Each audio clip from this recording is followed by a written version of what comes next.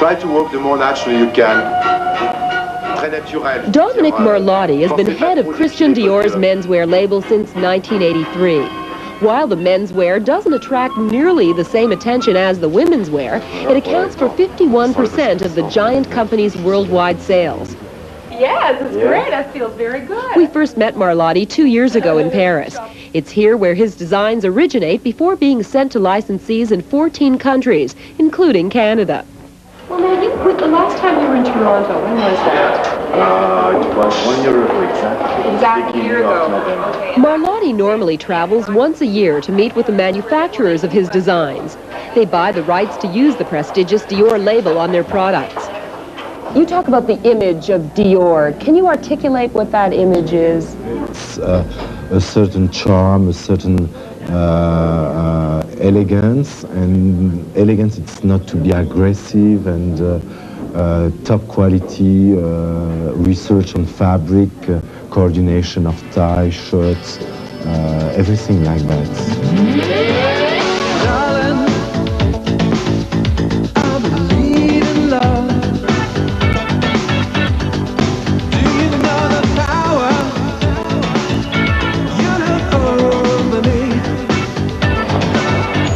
Morlotti is Dior's Canadian Vice President Joanne Jacobs from Montreal. In Toronto, they met with one of the retailers carrying Monsieur Dior. For a designer, the best thing is to see the product in the boutique.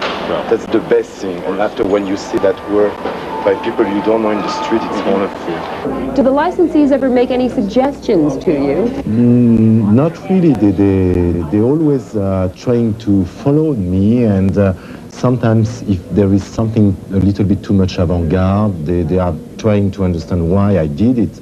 And of course I'm trying to explain them the French attitude and why I did that, and perhaps it could be difficult for them to follow it, commercially speaking. I would imagine it's pretty frustrating for you sometimes, because here you are a creative artist or you are a designer, but you have to work within the confines of an establishment like the House of Dior. I was frustrated, but you know, with getting some age, I'm not old, but I'm getting old like everybody. But now I'm understanding that that's take time, and you have just to be passionate, especially in menswear. Although restricted by Dior's image and the conservative nature of menswear, Morlotti strives to instill his own vision. I like the mix, you know, it's like decoration, interior decoration. You can have a Louis XIV chair with a very modern table. So I want to do the same with the Dior garments. Be able to mix a Jean Fiorucci or Armani or Jean-Paul Gaultier shirt with a Dior tuxedo or a Dior suit, or the contrary. I don't know if you'd exactly call it a revolution, but we certainly have seen some radical moves on the runways for women's fashion, with the short skirts, for example. We're seeing a lot of flesh. Are you hoping to sort of try and revolutionize men's fashion at all, or at least inject something a little different for the men? The man is going to be much more conscious of his body. So I'm going to fit the waist and very tight hips, and using jersey for suits. I mean, it could be not revolutionary for a man, but very advanced, especially for Dior. I think that today the man is becoming more narcissistic. And I mean, all the society is changing, especially the young crowd. And girls, boys, they was born in the 70s.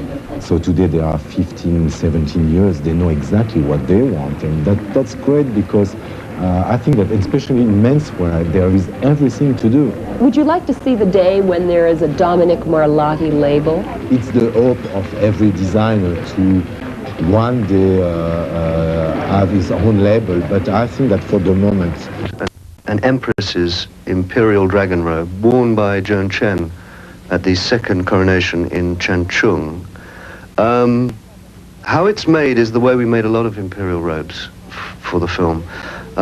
We dyed our silk background fabric to the required imperial yellow, and then all the symbols and the motifs, all the embroidered pieces on the robe are in fact appliqued on over the top.